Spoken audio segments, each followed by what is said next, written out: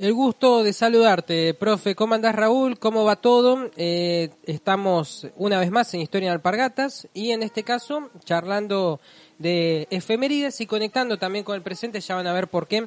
Con el profe vamos a hacer un poquito de análisis histórico de un producto de actualidad, ni más ni menos. Buen día, ¿cómo estás? Hola, ¿qué tal? Buenos días, Gerardo. Un saludo a la audiencia. Y sí, todo lo que esta vez es historia es un tema de actualidad porque lo que hacemos en historia, como dicen algunos autores, es estudiar el presente a través del pasado. Hoy digamos, vos fíjate, lo que hoy tenemos que es una cuestión anecdótica, histórica, que simplemente se le recuerda como una cuestión estética, termina siendo de una mayor profundidad. Lo digo, hoy para lo que sucedía era el motín de las Tensas, ¿no? La noche del 6 de diciembre de 1811 comenzaba un conflicto que iba a terminar con 8 muertos y 35, digamos, arrestados. ¿En el Virreinato del Río de la Plata? No, ya era la primera junta, sí. O la Junta Grande, no sé en qué etapa, pero ya éramos... Claro, ya estaba la junta, ya estaba el triunvirato. El primer triunvirato, ya estaba el primer triunvirato, que no eran 3, sino que eran 4, ¿viste? Y justamente una de las razones por las cuales se lo recuerda como a Motín de las Tensas, porque en 1865 un trabajador que estaba limpiando entró a un mercado, encontró un fusil con unas trenzas, y lo primero pensaron que era una brujería, ¿viste? Una cosa así. Claro. Después entraron a analizar y ahí estaba el cuartel donde había estado el primer regimiento de patricios. Y teóricamente, ¿y por qué es importante? Porque digo que el presente atrae el pasado. Porque es como 150 años el alzamiento de Aldo Rico, del teniente coronel Aldo Rico, o fuera solamente porque se pintaron las caras, ¿viste? Que aparezcan las caras pintadas y que digan, bueno, no, el conflicto se dio porque se pintaron las caras. No, hay un contenido mucho más importante atrás. En este caso los autores no se ponen mucho de acuerdo. Hay algunos que dicen que es porque no resistieron que Belgrano reemplazara a Saavedra, que era el comandante original del regimiento de Patricio. Pero la postura que más se acerca a esta realidad tiene que ver exclusivamente... Hay otro que es mucho más anticlasajón, que yo no suscribo en eso en absoluto, que decía que la presencia de elementos británicos quedados posiblemente, yo calculo que debe ser de... Esos efectivos serían de los que se quedaron en las invasiones inglesas. También exaltaron mucho y fueron los más violentos, como ha pasado otras veces con los irlandeses en Cerro Gordo, en México, ¿no? Pero yo creo que yo suscribo más que nada decir que el gran inconveniente era que al regimiento 1 de Patricio dejaba de ser un cuerpo de milicianos para pasar a ser un regimiento de línea. O sea, ¿cuál es la gran diferencia? El miliciano es un sujeto, como dijimos muchas veces, este era el más prestigioso de todos, había participado activamente en unas cuestiones políticas como el alzamiento de Álzaga, cuando Álzaga quiso hacerse con el poder en el virreinato, acá lo que era el virreinato. Y le va mal, ¿no? Y le va mal, ¿viste? Sí, eso fue porque lo denunció Ventura, un negro esclavo que lo denunció que con un alzamiento. Por eso se anticiparon y estaban preparados cuando él hizo el lanzamiento. En el caso del motín de las Trenzas, creo que lo determinante estaba en qué cambiaba un miliciano de un regimiento de línea. El miliciano, lo dijimos muchas veces, no era un soldado profesional que se pasaba 24 horas en el cuartel preparándose para la guerra, y que aparte la gran contra que tenía y donde más se resistía en esta época no era el hecho de pelear o no pelear, sino el hecho de que como regimiento de línea te podían mandar a Jujuy. En cambio, a un miliciano no lo podés mandar a otro lado. No lo podías lado. mover de la zona porque estaba para la defensa local, ¿viste? O sea, el gobierno rápidamente se dio cuenta que si quería que la revolución prospere tenía que expandirla y llevarla a los confines del territorio. Se quería sacar esta fuerza política porque la Revolución de Mayo, la Semana de Mayo que conocemos tanto, no es más que un movimiento permanente de intrigas políticas movilizadas. Esto comenzó en noviembre de 1811, cuando comenzó a gobernar el primer triunvirato. Un triunvirato que era un cuarteto en realidad. Porque Juan así José como, Paso estaba ahí, ¿no? Claro, estaba Paso, Chiclano y Zarratea, pero el que manejaba la botonera desde la sombra de Rivadavia. Muy lejos de ser el cuarto hombre, que más bien era el primero, más que cuarto, ¿viste? Claro. Porque era el que va a definir las políticas y va a ejecutar sumariamente todo lo que se produzca. Por esa razón, en algún momento hasta le llegaron a pegar en la calle, pidiéndole que les dé arma al pueblo, El pueblo agarraba, decía, escuchamos que hay un alzamiento que viene de Montevideo, no tenemos arma, y lo llegaban a golpear públicamente, O sea que la gente estaba muy comprometida con la causa. La gente estaba armada, que es lo peor que te puede pasar. Una cosa tener un piquete con un bombo, y otra cosa tener un piquete con un tipo con fusil, ¿viste? Claro, Y encima organizados en tercios, ¿viste? Que es lo que quedó de las primeras invasiones inglesas. El tema es que el triunvirato había decretado el 16 de noviembre la unificación de los cuerpos militares 1 y 2 del nombre Regimiento 1 de Patricios, y decidió, digamos, en vez de ponerlo a Cornelio Saavedra, que después lo había sido desplazado completamente, reemplazado de Manuel Belgrano, un coronel que había sido coronel a la fuerza. Ninguna de las dos cosas le cayeron bien a los patricios, ni que lo saquen a Saavedra ni que lo impongan a Comesa Belgrano, porque sabemos que... Y otra cosa, ¿cuál es la diferencia también fundamental que me estaba olvidando? El regimiento de línea te imponen un jefe, te lo designa el Estado. Sí. Los milicianos elegían su comandante. ¿Saavedra era elegido por la tropa? Saavedra era legítimamente elegido, y cuando eligieron como mayor del regimiento a Belgrano, en las votaciones... Ahí Belgrano cuenta, según su propia fuente histórica, según sus propias declaraciones, que tuvo que sobornar en la elección porque habían dos tipos oscuros que iban a ser los comandantes, ¿viste? Pero a Sarmiento, a Belgrano lo eligieron entonces. A Belgrano, digamos, fue elegido, pero en el tercer orden. O sea, primero fulano, segundo sultano y tercero Belgrano. Y ahí tuvieron que adulterar la elección para No, ahí volvieron a elegir a Belgrano, pero previa negociación. Claro. Belgrano sobornó a los votantes, ¿viste? Hay una cosa que no está clara. En esa elección de las milicias que pelearon en las invasiones inglesas, en la segunda especialmente, él dice, tuve que sobornar a algunos porque habían elegido dos hombres oscuros. No se sabe si eran oscuros porque eran tránsfugas, o si no se sabe, lo que sería peor, si eran oscuros porque eran negros. Ese es el gran problema que trajo las milicias, Gerardo. Claro, porque había negros plenamente incorporados, tipo Revolución Francesa, que también había... Exactamente, en Francia se llegó a tener... Allá como hablamos, el padre de Alejandro Dumas. Exactamente, allá hablamos que un general era negro, ¿viste? Entonces algo, ¿viste? En esta sociedad no eran tan democráticos. En muy poco tiempo era demasiado, ¿no? Era mucho, ¿viste? Era mucho. Exactamente, ese era el pensamiento. Che, no estamos yendo muy rápido. Bueno, claro. Lo que pasaba también es que, bueno, ¿cuál es el despelote? La noche del 6 de diciembre Belgrano decide entrar al cuartel a realizar una inspección sorpresa, encontró un clima bastante desagradable, ningún gesto de respeto que tuviera que hacer, y él antes de retirarse empezó a dictar una serie drástica de medidas disciplinarias y medidas higiénicas, y entre esas establecía, a lo que hoy quedó con ese nombre, que no iban a llevar más esa coleta que sabían llevar o trenza que los identificaba. Mira, por ejemplo, los ganaderos tenían 2 bucles a los costados. Y anillo, no, arito. Dos aritos y dos bucles a los costados, así como colgados. ¿Como judío ortodoxo? Y sí, nada más que los judíos se lo trenzan, ellos no, colgado. Sí. Era una cuestión ¿para qué? Para que el granadero sea rápidamente identificado. Pero bueno, a la vez ¿no será incómodo para pelear eso? No, habría que ver. No hay crónicas que le imposibilitaran eso. Bueno. Es como llevar el pelo largo, el pelo corto. Pero pregunta, ¿era una trenza de pelo? No, mechones. No eran trenzados, eran mechones. ¿Sabés quiénes se trenzaban a los costados así? ¿Quién? Los húsares de Napoleón. Ah. ¿Viste? Había un grupo... Pero el propio pelo trenzado. Sí, exactamente. Claro. Sí. Los granaderos tenían que llevar 2 aritos y a su vez 2 mechones de pelo a modo de patilla que se cayeran para los costados. Ahí va. ¿Viste? Sí. ¿Por qué? Bueno, como un sistema identificatorio, simple y claramente. Y entonces Sarmiento, estoy con Sarmiento. Dale con Sarmiento. Entonces Belgrano elimina esta trenza. No, sí, entre tantas cosas se tenían que cortar eso.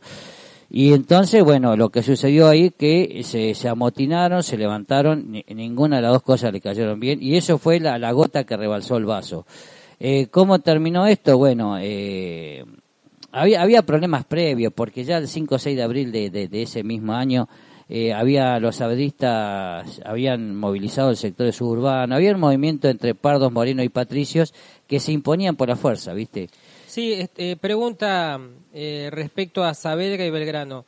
¿Quién de los dos tenía formación militar y digamos, o quizás ninguno, pero ¿quién estaba capacitado para dirigir regimiento de línea? Pues yo entiendo que Saavedra era el de verdad militar, ¿no? Belgrano. Sí, no, el militar era Saavedra. No, Belgrano no era militar. Belgrano había estado en las invasiones inglesas. Nada más. ¿Y qué había hecho? ¿El servicio militar obligatorio? No, ya estaba incorporado, se había sumado voluntariamente, que eso es una cosa que hay que reconocer a los porteños. Sí. Cada uno realmente se anotaba, la mayoría se anotaba en los regimientos que eran de donde venía el padre, ¿viste?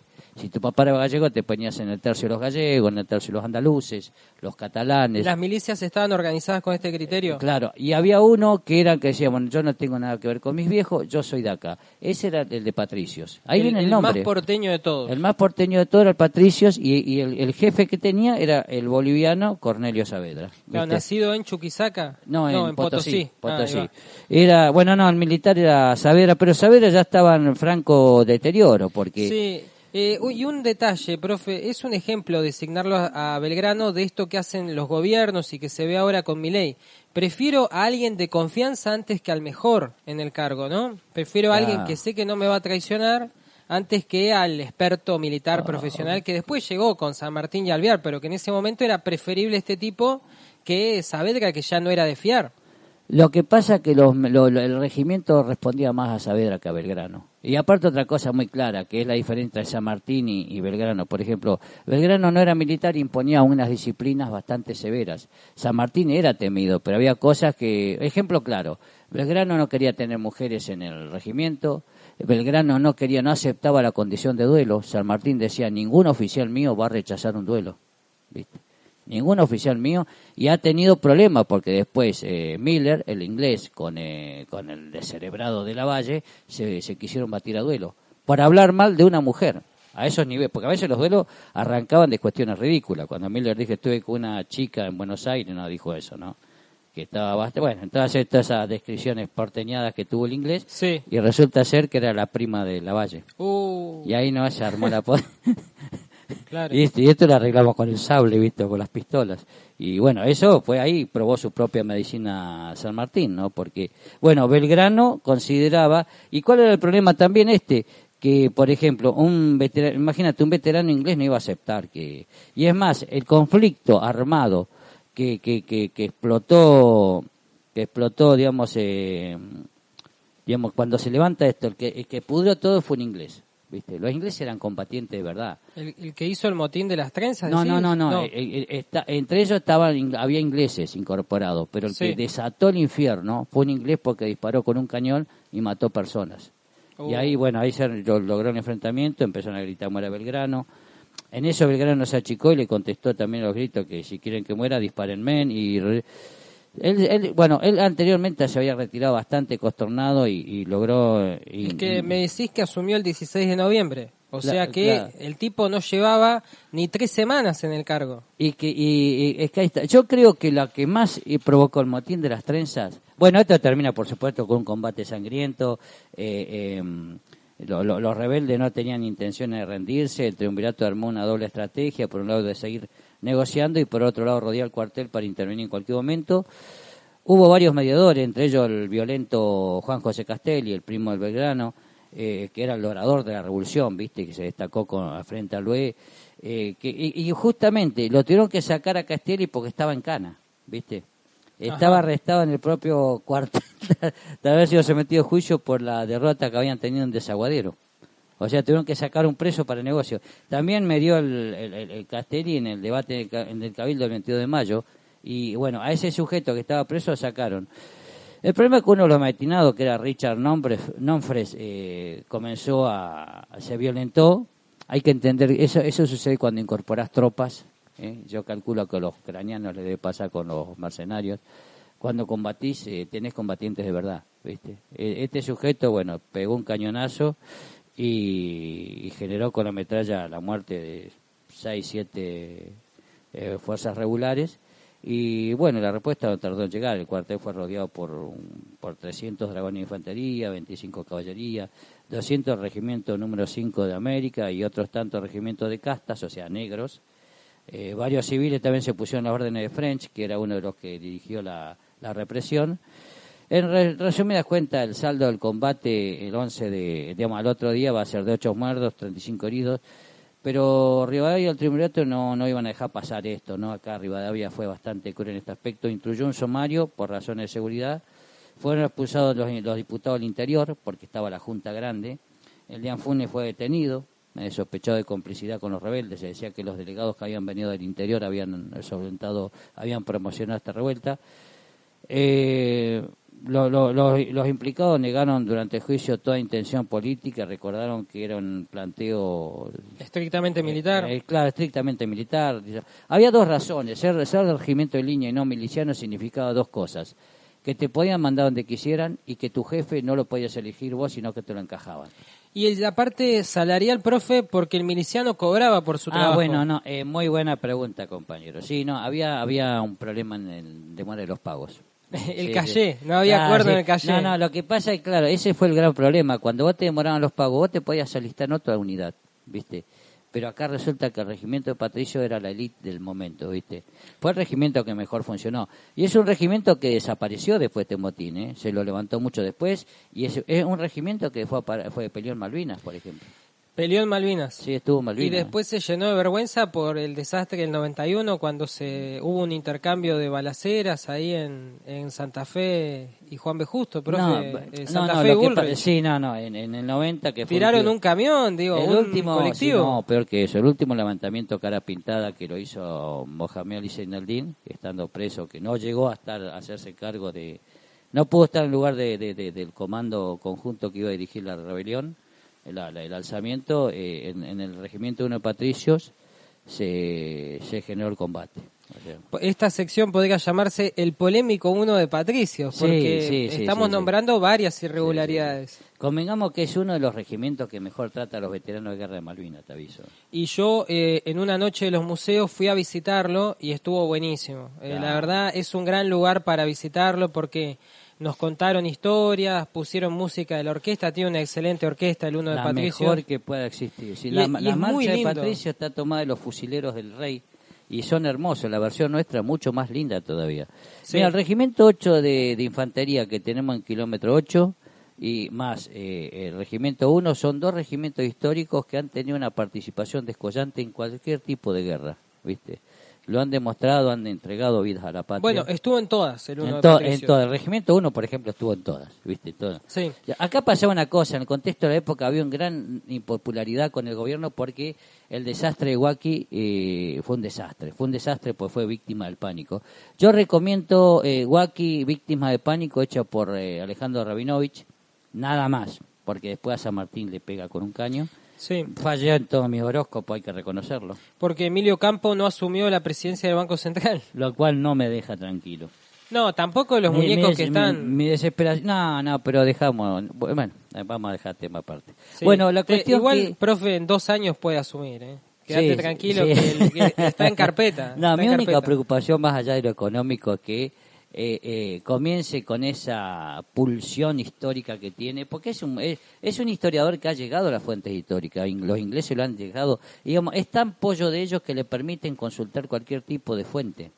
Y solamente Piccirini consultó ese tipo de archivos para analizar. Pero él no tiene la fuente, no tiene la capacidad, la idoneidad para interpretar una fuente histórica. Es como si yo te agarro y te digo, bueno, ¿qué pasó? No, por el dato que vi es porque se pintaron la cara. No, Aldo Rico no fue porque se pintó la cara. Hay un trasfondo mucho más serio, político. Mucho más serio, claro. Bueno, acá pasó exactamente lo mismo. No fue porque lo obligaron a cortarse la trenza o la coleta, sino porque lo convertían de regimiento de miliciano en regimiento de línea, lo podían mandar a la Quiaca si querían. Y segundo, no les permitían elegir. En esa condición vos no podías elegir tu comandante. Y después la famosa leva forzosa tan criticada. Eso tuvo que llegar Dorrego recién para poder resolverlo. Porque el gran problema es la leva forzada, Gerardo. Pero era en Capital que en todas partes del país. Yo pensaba que era cuando salía el regimiento, ahí iban agarrando en el camino. No, en cualquier momento sucedía un conflicto y se necesitaban tropas y se recurría a la leva forzada. Y el mayor problema era que si vos eras de Buenos Aires, vos tenías a un puntero que te salve, ¿viste? Claro.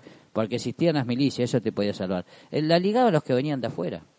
El extranjero, el extranjero, el esclavo, no, el esclavo, no. Desde ya es una cosa Y ya a esta altura del partido ya había mucha participación en las castas, muchísima participación. Convengamos que no son las castas que tanto desprecian. Las del otro lado. Estas castas son a las que le debemos el origen de la patria, ¿viste? Sin los negros argentinos nada hubiéramos podido hacer.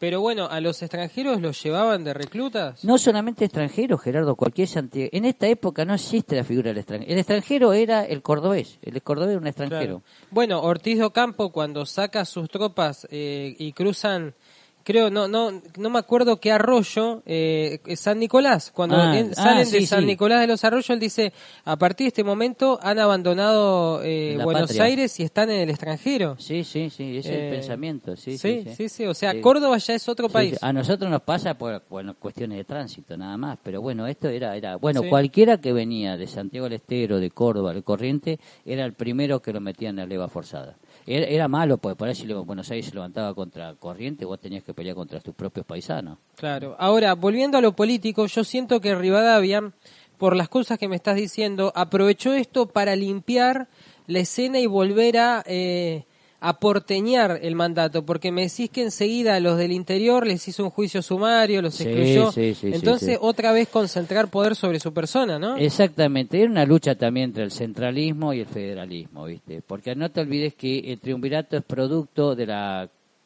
Junta Grande, ya no los 9 pelagatos que habían, no eran ningunos pelagatos, ¿no?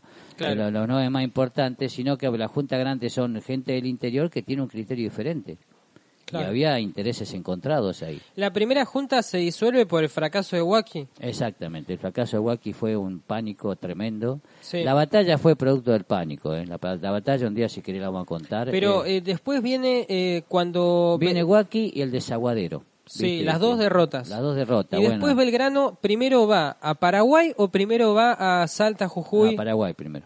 Y ahí pierde. Pierde terriblemente. Esas son las derrotas de la batalla de Paraguay. Sí, la batalla de Tacuarí. Tacuarí. Sí, donde crearon el famoso tambor de Tacuarí. Pero hay que entender que eran 1.000 efectivos contra 10.000 hombres. ¿Sí? ¿Cuál ganó Belgrano? ¿Tucumán, Vilcapugio y Ayohuma? No, ganó de Tucumán, ganó Salta. Sí. Y después perdió en Vilcapugio y Ayohuma. Y en función de eso fue que San Martín tuvo que ir a arrestarlo. Y ahí se terminaron siendo íntimos amigos. ¿Cuántas batallas tuvo? ¿6 Belgrano? Belgrano tuvo en 1806, 1807 contra los ingleses. Sí. Estuvo en la batalla importante ir a Paraguay, fue con un ejército.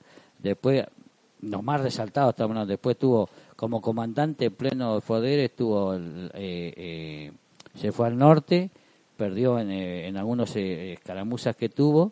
Porque uno toma una sola batalla, pero hay peleas previas que se tienen. Claro. Perdió, ganó Salta, gastó Tucumán, perdió en Vilcapugio, perdió en Ayohuma, y ya ahí estaba muy enfermo, ¿viste? Ahí cuando estuvo más de un mes con San Martín, que crearon Vilcapugio y Ayohuma no son territorio argentino hoy en día. En esa época lo eran. Bolivia es. Sí, nosotros éramos bolivianos, Gerardo. Sí, pero yo siempre pienso, decir que ganamos la Patagonia, porque si no hubiera sido... pero la Patagonia no era ni nuestra ni de los chilenos. Pero, por ejemplo, yo lo veo con el caso colombiano, que ellos no repasan esta época de su historia, no estudian historia en general, pero es como que les da vergüenza esta época porque ellos dicen, éramos un país más grande, la Gran Colombia, y perdimos Panamá, perdimos Venezuela, perdimos Ecuador. Es como que tiene una mirada más triste.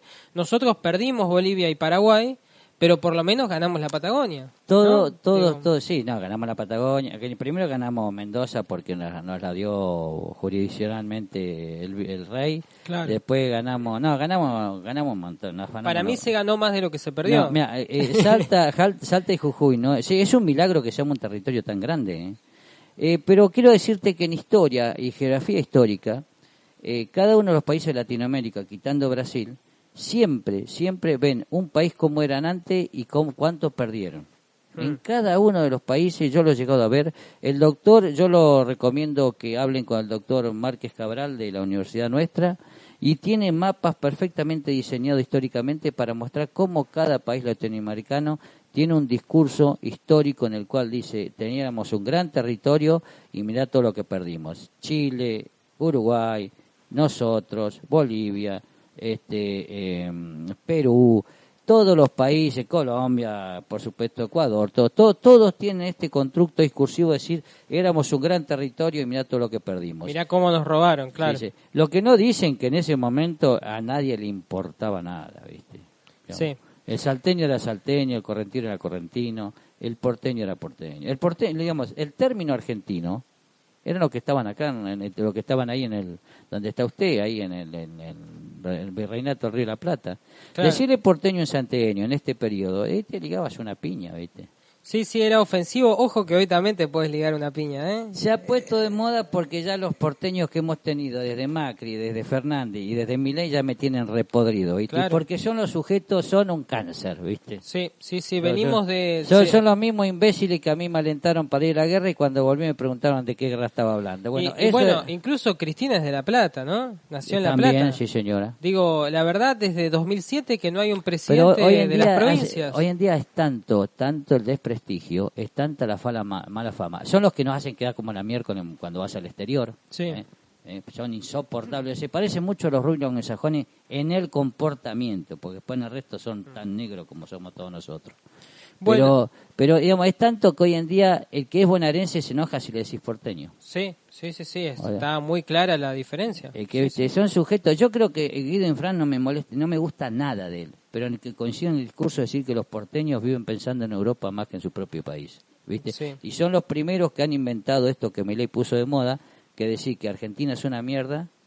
Esa es lo primero que le salga a la boca, ¿viste? Profe, entonces, cerrando el tema, como comentario general, yo creo que la batalla de Tucumán y la batalla de Montevideo son las que dieron tranquilidad en esta historia turbulenta para que después San Martín haga el cruce de los Andes y demás. Y después, ahora me vas a corregir, pero dando un paso atrás, en este motín de las trenzas, se logró avanzar hacia el ejército de línea y empezar la campaña militar hacia el norte o continuarla luego de los fracasos que habían tenido las milicias con Huaki y con Desaguadero. Sí, digamos que el regimiento de Patricio logró controlarse las tropas, que disciplinar la sociedad, que es algo que hasta el día de hoy tenemos en conflicto, ¿viste? Lo que logró, sí, es verdad, la batalla de Tucumán y de Salta nos aseguró que Jujuy, Salta, todo ese territorio sea argentino. Pero el que aseguró eso después fue Güemes con las 9 invasiones que soportó. En el caso de Montevideo, sí, la toma en 1814 de Montevideo generó la seguridad de saber que ya no iba a venir un contingente porque ese puerto estaba en manos de los realistas y era un puerto mucho más importante en cualquier desembarco, ¿viste? Está bien, después no tuvimos la invasión que podíamos haber tenido por conflictos de riego en Europa y todo eso. Sí, como sabemos, la expedición que iba a tomar el Río de la Plata tuvo que bajar en Maracaibo, ¿no? Gracias a Hubo eso dos, uno que se desvió, ¿viste? En 1806, así como Miranda llevó tropa inglesa y no tuvo suerte, después hubo uno que en vez de venir acá se fueron al Caribe, y después hubo un levantamiento que hizo que muchísimos efectivos no pudieran venir acá al Río de la Plata. El levantamiento de España. Exactamente, Sí. El levantamiento liberal de España, donde Fernando VII después a Riego digamos, Fernando VII fue lo más nefasto que hubo en España. ¿Viste? Muy mal rey, la verdad. Sí, pésimo rey. Tanto Carlos III Carlos IV y él eran lo peor que tuvimos. Bueno, hemos repasado algunos elementos del motín de las trenzas, motín que le hacían a Belgrano en el Regimiento 1 de Patricios en 1811, un día como hoy. Hablamos también de ese periodo y vamos a seguir charlando del mismo periodo tras la pausa, pero no en América, sino en Europa, porque vamos a estar hablando de una película que se estrenó hace poco con el profe, haciendo análisis histórico. Así que tras la pausa seguimos de charla aquí en Historia de Alpargatas dentro del Gira Noticias. Ya volvemos. El Gira Noticias. Sin dudas el punto donde habita la información. Avanzamos en el Gira Noticias, ya estamos en lo profundo del mediodía, 27 minutos han transcurrido y tenemos pendiente con el profe una charla respecto a la película Napoleón. Fuimos a verla al cine el día de ayer, coincidimos en eso. Y fuimos con mucha expectativa a partir de lo que había sido la semana pasada el anuncio de Walter trayendo este estreno en los cines de Subestada de Comodoro y en todo el país, en todo el mundo, esta nueva película de Ridley Scott, el director de Gladiador, el director también de Capitán de Mar y Guerra. Teníamos mucha expectativa y bueno, es el problema de la expectativa, te puedes defraudar y eso fue lo que nos pasó. desde lo histórico y también desde la película en sí. Así que efectivamente tenía razón Walter cuando hablaba que tenía malas críticas. Bueno, lo certificamos. Pero queremos charlar de lo histórico, ¿no, profe? Claro, sí, por ahí. Siempre yo, digamos, quiero aclarar, yo adhiero a lo que dice Walter, una película es un esparcimiento. Si vos querés estudiar historia, en todo caso, como decíamos ayer, digamos, capaz que lees Los Tres Mosqueteros y después de eso te va a interesar sobre la realidad. Pero en este caso hay errores grosos. Yo creo que el mayor error tuvo el título, porque si a mí me pones Napoleón, yo quiero ver Napoleón. Si a mí me pones Carlos Gardel y no aparece después, el día que me quieras, o mi Buenos Aires querido, y estamos en problema, o el tango volver, y hay una carencia. ¿Qué es lo que sucede acá? Acá hay dos errores groseros que yo no quiero ni pensar cómo lo tomarán los españoles, porque hay dos ausencias muy importantes en todo el desarrollo histórico que se podría resolver con un diálogo mínimo indispensable. Perdimos la flota en Gibraltar o se nos complicó España, porque no son dos cosas que no figuran. No voy a... de hecho, mirá, el diario ABC titula el jueves pasado ¿por qué España no aparece en la película Napoleón de Ridley Scott y Joaquin Phoenix? Y bueno, no pusieron nada de la guerra que duró 6 años, de 1808 a 1814 en España. La batalla de Bailén, Trafalgar, no hay ninguna mención. Claro, primo, ¿por qué sería importante? Porque con dos palabras, excelencia, estamos perdiendo en España, era suficiente, porque fue el gran problema que tuvo. Y después otra cosa, el final de la película tiene un grosso error. Es una leyenda negra. Esta película es una leyenda negra, una basura anglosajona, es lo más antilatino que había en mi vida, y lo ponen a poner en un plano de lo ridículo. ¿Viste? Sí, Arturo Pérez Reverte de España dijo, puede resultar interesante a quien sepa poco del personaje y del periodo histórico, pero a quien lo conozca le va a doler la asombrosa ausencia de rigor histórico, político y militar. Puede parecer un disparate indigno de quien dirigió la gran película Los Duelistas. Bueno, nada, él reconoce la habilidad, ¿no?, de Scott, pero le da vergüenza el desastre que hizo acá. Califica de delito hacer una película tan mala. Después hay un doctor en historia en España que dice lo presenta a Napoleón como un gallán. Mal hiladas las escenas, saltos de años ilógicos, personajes planos, diálogos insulsos, dramas de polleras. Los uniformes decentes no compensan el mal resultado de la película, errores en las cifras de muertos, dijo la doctora en historia de España, Nere Besabé. En fin, profe, coinciden mucho con usted. Sí, como historiador, por supuesto, no digo nada. Hay dos cosas que voy a rescatar. Creo que la vestimenta y el contexto están perfectamente logrados. Me llama la atención la oscuridad de la película, eso a preguntarle a Walter qué incidencia tiene sobre el efecto que querés dar. Y segundo, no hay que olvidarse que Scott es inglés y creo que peca de británico, porque lamentablemente lo que hacen con esta película es una leyenda negra, lo ponen a poner en el plano de los imbéciles. Los errores históricos por ahí, ¿por qué es importante? Porque es lo que hablábamos recién. Si vos llegás a decir que los cara pintadas fueron reprimidos por pintarse la cara, hay que tener cuidado, como que el motín de las trenzas fue porque no se quisieron cortar las trenzas, el problema fue otro. Y el tema de Napoleón se supone que vas a ver un sujeto. Errores históricos tenemos, qué sé yo, que decíamos recién, no aparece España, no aparece Trafalgar, hay detalles tontos. Yo no voy a hablar de la altura porque realmente es cierto, no era petizo Napoleón a la altura que tenían los... ayer hablábamos de por qué no lo querían a Alejandro Dumas, porque tiene un cuerpo hercúleo que marcaba su origen africano. Sin embargo, con lo mismo pasa con Napoleón. Su nacimiento tampoco vamos a criticarlo, porque él bien cambió el año de nacimiento, era porque era importante para incorporarse a la sociedad francesa si naciste durante el periodo francés o el periodo italiano. El cambio del apellido por Bonaparte es una cosa casi anecdótica. Pero después hay cosas que son... Él no estuvo cuando se ejecutó a María Antonieta en ese lugar, estaba en otro lugar. Scott dice, nadie estuvo ahí, así que nadie me puede criticar. Imbécil, hay fuentes históricas que esto lo ratifican, ¿viste? Pero por ahí capaz querer mostrar el sentimiento que él le dio a ese tipo de ejecución. No estuvo en la ejecución, nunca conoció al duque de Wellington, no estuvieron juntos charlando Wellington y Napoleón, no se respetaban. Napoleón jamás cargó a caballo como se muestra ahí, no era San Martín, era el artillero, ¿viste? San Martín sí cargó a caballo. Sí, San Martín cargó a caballo porque era un soldado completo, formado. Él era un excelente artillero con conocimientos acabados de geometría, trigonometría, de química, porque había que formar la pólvora. Era un militar brillante. Claro, pero Napoleón, la imagen que nos tiene que quedar es el tipo al fondo, mirando el partido y diciendo fuego ahora, o dirijan los cañones para allá, eso más que... Es un tipo que es un brillante geoestratega, era un brillante militar, estudia hasta el día de hoy en las tácticas militares. Yo tuve un profesor que, no sé si por envidia o por topez o por argentino, que era Borges, que lo criticaba mucho. Pero cuando vos buscás el plano, acá existe hoy en día la arqueología militar, la arqueología de guerra, porque hay tipos que le interesa la parte histórica de los combates. Un ejemplo, la batalla de Austerlitz no fue por lo que te muestra la película, porque simplemente cayeron en un lago congelado. Es más, los estudios que han hecho arqueológicamente, después de casi 200 años, no hay datos que te permitan entender. Eso fue una simple cuestión de un ala de ese ejército aliado que tenían, ¿no? Austerlitz lo perdieron porque Napoleón era brillante para combatir.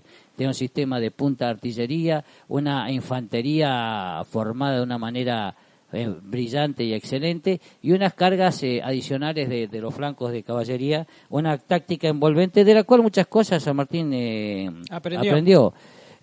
Bueno, otro error que uno por ahí dice, nunca se le disparó a las pirámides. El combate que tuvo en Egipto contra los mamelucos se hizo a 15 kilómetros y las pirámides se le veían en el horizonte. No es como... Tal vez lo que se quiera representar, y eso ya es más trabajo para Walter que mío, es que, bueno, lo que representaba para los mamelucos defender eso. Y no estoy entrando en datos mucho más trascendentales. Sí, acá estoy mirando, al final de la película hay cifras de muertos, y se habla que Napoleón mató en sus invasiones 3 millones. Es mentira, estudios más recientes hablan de 600.000, dice la docente Rocío Martínez, profesora de Historia Moderna de la Universidad Autónoma de Madrid. Y aclara la doctora, dice, si la película funciona, el historiador perdona. Pero, joder, esta sí que es mala, dijo ella. Bueno, es mala, bueno, digamos, yo voy a tomar los datos históricos. Digamos, no cargó contra los mamelucos no era una gente tan improvisada, eran ejércitos bastante bien armados. No se peleó, no le pegó un cañonazo. Un tema tan importante desde el histórico que nadie le presta atención, es cuando él busca, primero que llevó 150 científicos, para estudiar Egipto, y a él lo mandaron para sacárselo de encima. En ese aspecto, gracias a Napoleón se conocen hoy, se puede leer los jeroglíficos, se puede leer lo que es los sumerios, porque la piedra de Rosetta se descubrió gracias a la expedición que él hizo. Esa piedra de Rosetta que se la afanaron los ingleses y la tienen en la puerta de su orgulloso Museo Nacional, esa piedra tuvo que ver con la campaña de Napoleón. De otra cosa, primero que no era un imbécil pollerudo como lo muestran ahí, era un sujeto bastante mujeriego, así como también tenía una relación, como ellos llamarían, de una relación abierta, casi. Casi abierta. Tácitamente era una relación abierta, pero Napoleón no dejó Egipto porque Josefina lo engañaba. Eso es una torpeza, sí. Es burlarse de... Es que es una historia de amor la película, y por eso el título hubiera sido mejor Napoleón enamorado, Napoleón apasionado, Napoleón y Josefina, en vez de Napoleón a secas, ¿no? Sí.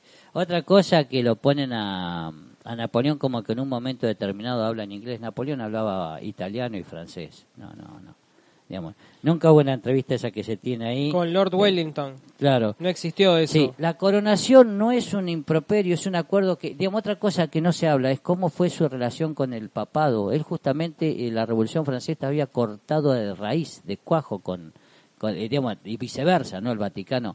Él, sin embargo, tuvo la inteligencia de lograr un acercamiento, y el nombre del emperador era muy sencillo, porque ¿por qué no quería ser rey? No por cuestión de nombre, sino que un rey es por herencia. En cambio, un emperador puede ser por imposición sobre un territorio. De ahí la figura de Napoleón. Esos son los datos más anecdóticos que se pueden encontrar de los errores históricos. Pero como dice Walter, vos vas a ver una cosa de esparcimiento. Si entramos en esa categoría, que eso por ahí lo puede entender más Walter que yo, los argumentos son muy Che, a ver, ¿qué está bien de la película? La vestimenta. Las relaciones diplomáticas me gustan, cómo están manejadas. Vos sabés que no está aprovechado en su totalidad, porque el ministro de Relaciones Exteriores que tenía Napoleón era brillante. Y él el mismo famoso Talleyrand, ¿no? Pero era un tipo que siempre hace falta, ¿viste? Sí, ¿Viste? pero hasta se usa el término, ¿viste? Cuando alguien es un buen embajador dicen es un auténtico Talleyrand. ¿Vos viste la envidia que nos dan los chilenos con su política exterior? Es porque tiene una doctrina en la escuela y un lineamiento. Bueno, Napoleón tenía eso. ¿Viste? Tenía eso. Y él, claro. Aparte, no era un pollerudo, no era un imbécil, un montón de cuestiones anecdóticas. Después los parlamentos, eso habría que preguntarle bien a Walter, el guión me parece despreciado directamente, ¿viste? Así que, sí. Pero repito, van a haber buenos trajes como eran en la época, van a haber una serie de espadeo maravillosa, hay mucho dinero puesto en el montaje. Napoleón jamás cargó a caballería como muestran ahí. Es más, inclusive cuando cruzó los Alpes lo cruzó en burros porque no tenía problemas de salud, pero una cuestión anecdótica. También le pasó a San Martín, que era un excelente jinete de caballería. Pero la película, por ahí Napoleón tiene un error en el título, es una... Yo no quiero ni pensar cómo les debe caer a los españoles. Porque... Bueno, ha sido líder en taquilla, 2,9 millones de euros recaudados en 3 días, pero hay mucha bronca. Fermín Miranda, profesor... Mira, Gerardo, yo te voy a dar un ejemplo bien claro. El libro más vendido y más leído en Argentina, de historia argentina, lo escribió La Nata. Es el libro peor escrito en la historia argentina. Sí, sí. ¿Viste? Y la misma mentira, así como dice, lo que nunca te contaron al que no estudió historia. Ahora el que estudió historia, en vez de el gordo salame, La verdad me da risa las expresiones de los españoles. Pero no, lo que pasa que lo que ocurre es una cosa muy sencilla. Y otra cosa más. Primero, todos los muertos, no vamos a discutir números, pero dicen como que todas las muertes son de Napoleón, señores. No tendrían que ver lo que hizo Rusia, lo que hizo Prusia, lo que era para Prusia el concepto de los recursos humanos, lo que era para Austria. Sí. Lo que, digamos, históricamente... Es como dice Walter, si vos querés historia, agarrá un libro. Ahora, y la gran pregunta, profe, si hubiera esperado el invierno y no atacado Rusia en ese invierno de 1812, ¿podría haber ganado en primavera y en verano? ¿En Rusia? Sí, ¿o tarde o temprano Rusia te gana? Rusia tenía 1 millón de combatientes, ¿viste? Es un país muy difícil. No, en esa época era temido porque tenía 1 millón de combatientes y en este tipo de que la tecnología era muy rudimentaria, era muy... Es que tiene llanuras Rusia en sus dos costados, es fácil avanzar sobre el territorio, incluso fácil de conquistar, pero difícil de dominar. Porque tarde o temprano llega el invierno y sonaste. Bueno, ahí lo que te muestran la tierra arrasada, que en realidad lo que pasó es que entraron los franceses y los rusos prendieron fuego a Moscú. La capital era San Petersburgo, hay que decir eso. Era San Petersburgo. Sí, y donde se refugió, inclusive, como fue peligroso, fue en Kaluga. Ahí. Ajá. Donde viene su bisabuelo. Muy cerquita de Moscú, Son 100 kilómetros, creo. Sí, ahí nomás. Creo que ese pueblo, así como Arcuzú Cuatía lo fundó en la campaña de Paraguay-Belgrano, creo que Alejandro fundó Kaluga. Me parece. Y había un paisano de Kaluga que tenía una heladería antiguamente en las grutas. En Puerto Madryn. No existe más la heladería, pero... No, pero el helado era malísimo. Era malo el helado, sí. Bueno, hay un detalle que me estoy olvidando, bueno, ya me acordaré, pero en lo que hace a los datos históricos, yo creo que los parlamentos son muy pobres. Ahora, hay muy bien logrado, digamos, es muy americano. ¿Viste? Las batallas hay mucha plata puesta. Bueno, no existió la entrevista a Wellington-Napoleón, no existió. Él no estuvo en la ejecución de María Antonieta. Él no se volvió de Egipto, no se peleó con las pirámides estaban a 15 kilómetros, no se volvió porque la mujer lo engañaba. Nunca hubo una entrevista entre Wellington y Napoleón, jamás estuvieron juntos. Murió, bueno, que haya muerto en la cama, eso no tiene nada que ver, eso es una forma de terminar la película. Hay datos históricos, desaparece, no está España, no está Trafalgar. Porque América por ahí podés no nombrarlo, pero España, caramba. Bueno, la mujer de Napoleón, Josefina, era americana, había nacido en Martinica. Sí, se nombra Martinica, pero no mucho más. Bueno, el problema es que el que no conoce nada de historia y va a ver esta película, justamente le están haciendo un daño tremendo. Y por ahí hasta se aburre, ese es el tema. El tema, yo no sé, habría que ver y ni siquiera confío en que se pueda ver como está propuesto las 4 horas 10, que es la película. Yo ni siquiera creo que eso se logre.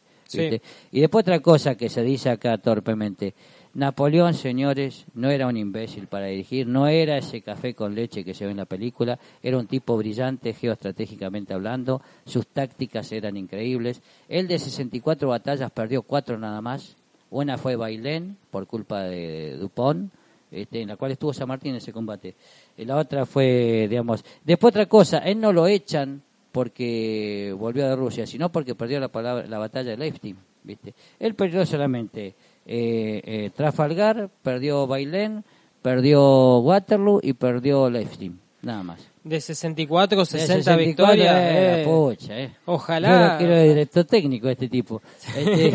No, parece cifras de boxeador, cifras sí, de un 4 un Mayweather. Digo. Exactamente. Y después, bueno, nunca hay que... el último mensaje de la película me parece una basura anglosajona tremenda de la leyenda negra que ellos han construido y que se ensañan con todo lo que es latino. Y un detalle, solo se habla en inglés y en alemán en la película. No se habla francés ni italiano. Eso está bueno. No, ahí hay un error que le voy a corregir, Gerardo. Las canciones que se ponen, alguno lo va a criticar por no poner canciones modernas, pero en Rusia se canta en ruso, en Italia en italiano. Sí. Bueno, la campaña de Italia no se la nombra, que fue tan importante. Hay un montón de elementos históricos. Yo nombro los más groseros. Los groseros. Napoleón no estuvo ahí, Napoleón nunca se juntó con Wellington, Napoleón jamás cargó a caballo, sí. Napoleón no se volvió de Egipto por cornudo. Pero es verdad que la música, los efectos especiales y el vestuario están muy bien. Sí, la batalla de Bodorino, bueno, no, eso es un detalle histórico, no importa. Austerlitz está buena la batalla. Sí, pero Austerlitz no se perdió porque ellos cayeron en un lago. Hay 2 efectos muy raros. Una que he visto en la serie Vikings, que todos mueren congelados en un lago. Eso no pasó. Es más, ese lago se desecó. Primero con un lago de 1,5 metros, hay que decir eso. Sí. Segundo, ese lago se desecó y los arqueólogos no encontraron elementos que pudieran facilitar y aportar elementos a la historia de esa batalla. No es que la batalla de Austerlitz se perdió porque los llevó todo un lago y él rompió el hielo, como te muestra la película. La ganó porque ya la tenía ganada la batalla. Esa es un ala solamente de la carga de caballería, digamos, es un ala de ese ejército aliado que torpemente pasó ahí. En la batalla de Waterloo no se perdió solamente por los cuadros que formaban los ingleses, sino también porque había una reserva que lo estaba esperando y porque lo que dividió Napoleón en la batalla de Waterloo, se creyeron que los prusianos se habían alejado y los prusianos volvieron. Sí, es que la película deja bien parada a los ingleses. Película es... Si van, no se van a arrepentir porque van a ver buen vestuario, buen contexto, buen lugar, excelentes batallas, una cosa maravillosa, las cargas de caballería, se lo recomiendo, no se va a aburrir. Pero no pretenda querer aprender un poco de historia en eso. Y lo que me parece medio pesado son los guiones. Yo creo que los guiones están muy mal logrados, ¿viste? Muy mal logrados. Sí, los diálogos. Y un actor desperdiciado, ¿no? Completamente desperdiciado. Yo repito, yo cuando, viste que te dije, estos 2 títulos ya pago el precio que sea, porque si está Scott dirigiendo y Joaquín Phoenix dirigiendo el cómodo de Gladiador, ya está garantizada la película. Sin embargo, después otra cosa, no se tienen datos fidedignos de... ¿Viste? Hay una parte que le tira comida a Josefina a Napoleón. En esa época eso no pasaba.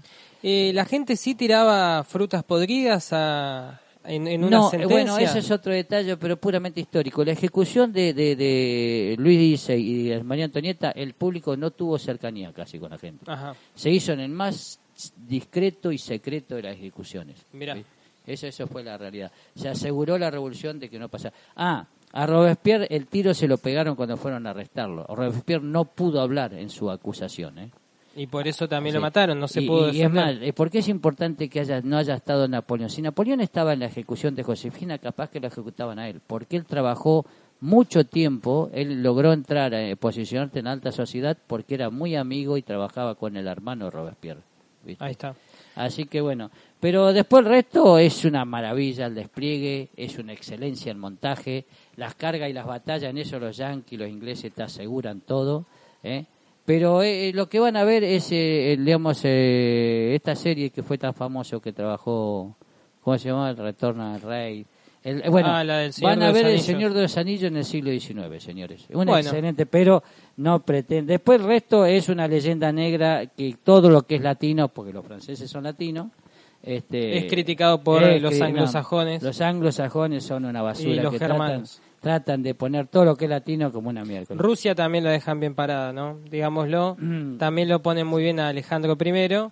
Y bueno, y de Italia, España, Francia. Otra cosa que no hablan. Cuando estaba Napoleón, él si algo que controló fue la prensa. Fue lo primero que controló. Eso de que... hablaban mal de él, que cornudo. Alejandro es un cornudo. No, eso no. No, eso no. Pero bueno, después el resto es una excelente película porque van a ver mucho tiroteo, mucho sableado, mucho cómo manejan a un pollerudo. ¿Viste? El poder de la sábana va a estar perfectamente logrado. Bueno, profe, te agradezco esta charla y esta semana de conversaciones, que estés muy bien y nos estaremos reencontrando para seguir hablando de historia. Buena tarde. Que tengas un buen día, Gerardo.